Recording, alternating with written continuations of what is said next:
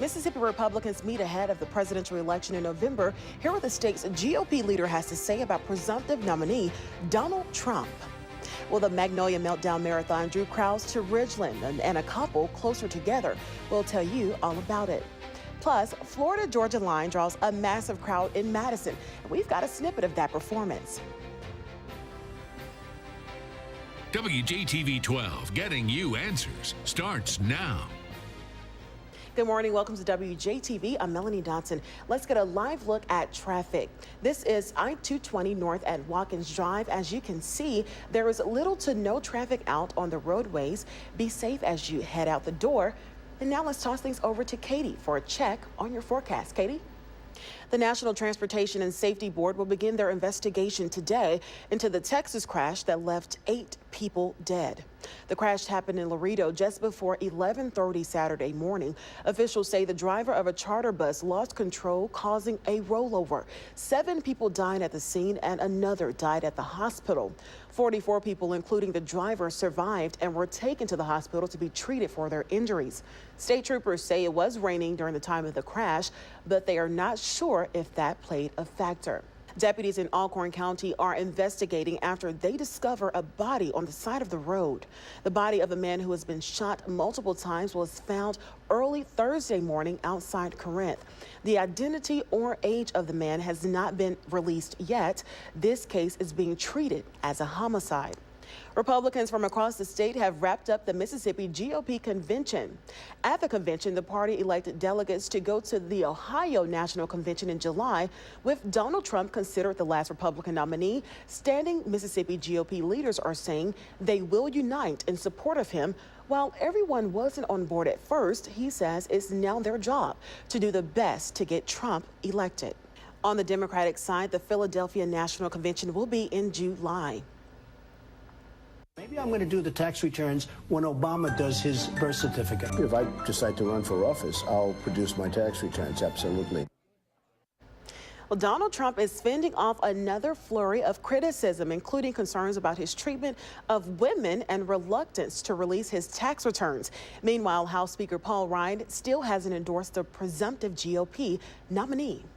One seaside town is expecting a boost in business after a new state law allowing to-go cups goes in effect in July. Leaders at St. Bay Louis hope to see a spark in business once the law goes into effect. Governor Phil Bryant signed a bill permitting cities along the Gulf Coast to establish districts where open alcohol containers are allowed. Officials say the town's visitors mostly come from Louisiana, where to-go cups are common. They believe the new law will make visitors feel more at home. A local cheerleading gym hosts a fundraiser to help raise money for Josh Sexton. He's an 8-year-old who was diagnosed with bone cancer. Josh has lost his arm during the journey. Organizers knew Josh's story through their cheerleading program. So yesterday they put on an end of the school year event. Now, event goers enjoyed food, space jumps, music, and more, all in the name of Josh Sexton. We're told his dad was honored by the gesture. That fundraiser was held at Miss Kim's gym in Florence. The community poured out to the VA hospital for cruising at the VA Motorcycle Car Show yesterday. Governor Bryant also rode up in his motorcycle for the event. He kicked off the governor's ride to the Trail of Honor and talked about how important veterans are to our American freedoms. This was all in support of the veterans. Several of the wounded warriors toured the antique cars. 2 people bought their own classic cars, and they tell us they just wanted to give back to the veterans who put so much into their lives.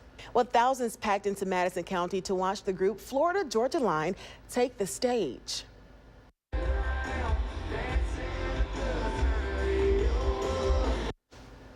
The concert was held at the Baptist Healthplex System campus in Madison.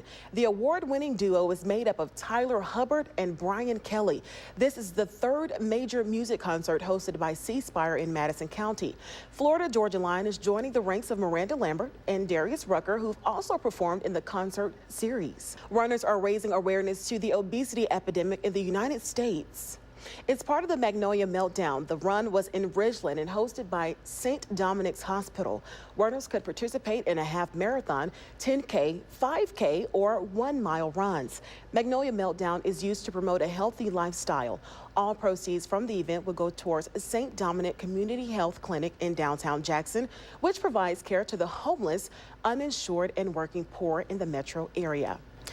And hearts were also melting at the Meltdown. A couple who finished the race is starting the next chapter in their lives. They are Stephen Bucola and Laura Catherine Johnston. He proposed at the finish line, and of course, she said yes. Congratulations to the happy couple. Families got a chance to say thank you to caregivers at a sickle cell luncheon at Jackson's Medical Mall. The Mississippi Sickle Cell Foundation held its Mother's and Father's Day luncheon on yesterday. It was a chance to pay tribute to the parents who sacrifice every day for their children who suffer from sickle cell disease. Sickle cell is a blood disorder that reshapes red blood cells and can be very painful. And happening today, Cool Smiles on North State Street in Jackson will have a free dental care for kids. Jackson children up to 18 years old who do not have dental insurance will be able to get their teeth cleaned. It begins at 11 this morning.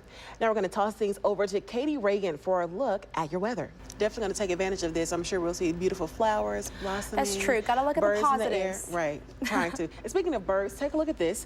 A weather cam on the Santa Monica, California pier captured this man covered in pigeons. We're told the man pulled seeds from his bag and put them on his cap as birds came in to eat.